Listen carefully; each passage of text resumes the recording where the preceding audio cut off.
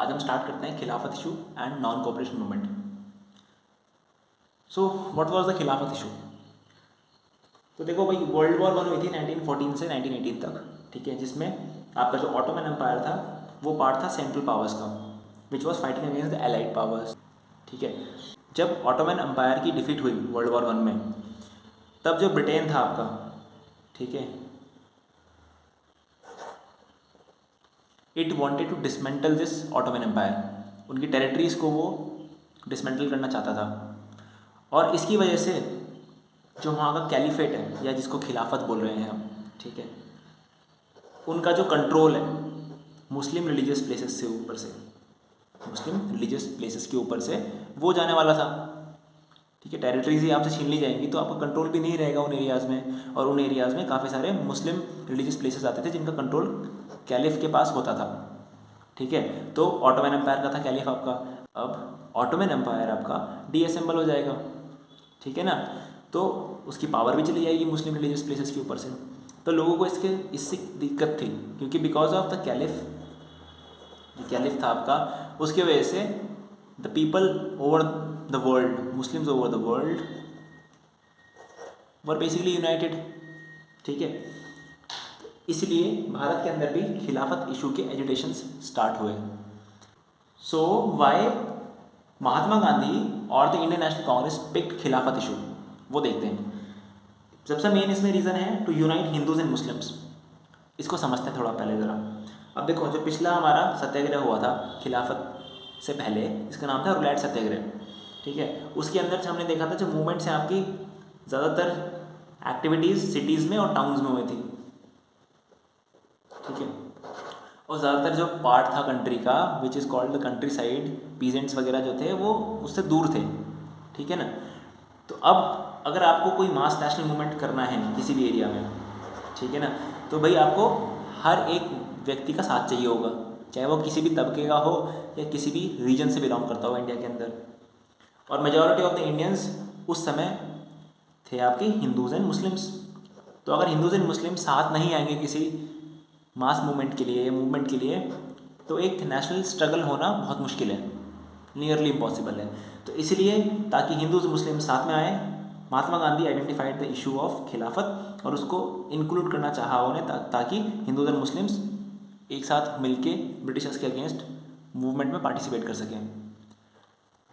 अब जो खिलाफत इशू है उसके प्रोटेस्ट के लिए या उसको शोकेस करने के लिए खिलाफत कमेटी भी फॉर्म करी गई थी इन बॉम्बे इन मार्च 1919, ठीक है ना। और जो महात्मा गांधी थे उन्होंने इस खिलाफत इशू के जो मेन लीडर्स थे, मोहम्मद अली एंड शौकत अली, जो दोनों भाई थे, उनसे मुलाकात करी और डिस्कस किया कि हम कैसे एक मास नेशनल मूवमेंट कर सकते हैं इंडिया के अंदर, ठीक है, बाय इनकॉर्पोरेटिंग दिस खिलाफत issue and the issue of Swaraj, ठीक है। तो इसके लिए महात्मा गांधी ने Calcutta session of Indian National Congress के अंदर, जो कि 1920 में हुआ था, ठीक है, कैलकाटा सेशन में अपने जो बाकी कांग्रेसमैन थे उनको कन्विंस किया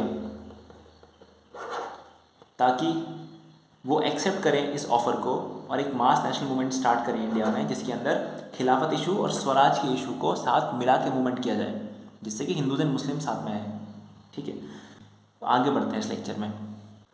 तो अब हम देखेंगे how non cooperation, non cooperation कहाँ से आया, ठीक है। सो जो आइडिया है आपका नॉन कोऑपरेशन का, वो है महात्मा गांधी का। महात्मा गांधी ने अपनी बुक जिसका नाम है हिंद स्वराज ऑफ 1909, इसमें ये लिखा है कि जो ब्रिटिश रूल है उनके according it is due to the cooperation of the Indians. Bharat के लोगों की हेल्प की वजह से ही ब्रिटिशर्स इंडिया के ऊपर रूल कर पाए हैं, ठीक है। तो उनको लगता था कि अगर हम उनके साथ कोऑपरेट नहीं करेंगे, if you do not cooperate with the Britishers, then the British rule will collapse within a year or two, ठीक है। ये उसकी उनकी फिलॉसफी थी नॉन कोऑपरेशन के पीछे। अब जो नॉन कोऑपरेशन आपका मूवमेंट है, ठीक है, it was adopted in Nagpur session of Congress in 1920 in December, ठीक है। नागपुर सेशन 1920 में महात्मा गांधी ने बाकी इंडियन नेशनल कांग्रेस के लीडर्स को कन्विंस किया कि नॉन कोऑपरेशन मूवमेंट स्टार्ट करना चाहिए, जिसके अंदर हम खिलाफत इशू को और स्वराज के इशू को मिला के मूवमेंट चलाएंगे। ठीक है। अब इसमें कुछ लोग थे कांग्रेस के अंदर जो लोग बॉयकॉट नहीं करना चाहते थे इलेक्शंस को टू द काउंसिल्स, ठीक है, जो कि आपके 1920 में होने वाले थे। लेकिन महात्मा गांधी ने उनको भी मना लिया और फाइनली नागपुर सेशन के अंदर ही जो आपका नॉन कोऑपरेशन मूवमेंट का एजेंडा है इट वॉज अडॉप्टेड। ठीक है। अब नॉन कोऑपरेशन मूवमेंट स्टार्ट करने के लिए सबसे पहले आपको सपोर्ट चाहिए लोगों का। ठीक है। अब इतना बड़ा मास मूवमेंट आप बिना किसी कोऑर्डिनेशन या सपोर्ट के तो नहीं कर सकते हो। तो कोऑर्डिनेशन एंड सपोर्ट इकट्ठा करने के लिए जो आपके महात्मा गांधी हैं वो और जो अली ब्रदर्स थे हमारे खिलाफत इशू के, मोहम्मद अली एंड शौकत अली, उन्होंने 1920 के अंदर पूरे साल भारत का भ्रमण किया और सपोर्ट गैदर किया इस मास मूवमेंट के लिए। समझ में आ रही बात तुम्हें? अब भाई ये मास मूवमेंट होना कैसे था, इसकी प्लानिंग क्या थी? So how mass movement will be conducted और this non cooperation movement will be conducted. तो ये डिसाइड किया गया था कि ये स्टेजेस में होगा। सबसे पहले टाइटल्स सरेंडर किए जाएंगे। ठीक है। अब इन टाइटल्स में वो सारे टाइटल्स ओहदे आ जाते हैं जो ब्रिटिश गवर्नमेंट ने इंडियंस को दिए हैं, चाहे वो कोई भी टाइटल हो आपका। ठीक है ना। इसके बाद सरेंडर ऑफ टाइटल्स स्टार्ट होगा ये मूवमेंट और फिर किया जाएगा बॉयकॉट ऑफ इम्पोर्टेड गुड्स। ठीक है। Boycott of schools, colleges, people will leave their jobs. ठीक है।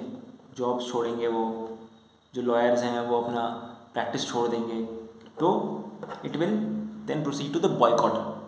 अगर बॉयकॉट के स्टेज के बाद रिप्रेशन होता है या जो ब्रिटिश सरकार है वो सख्त कदम उठाती है इन प्रोटेस्टर्स के अगेंस्ट, ठीक है, तो फिर फुल सिविल डिसोबीडियंस स्टार्ट करा जाएगा भारत के अंदर।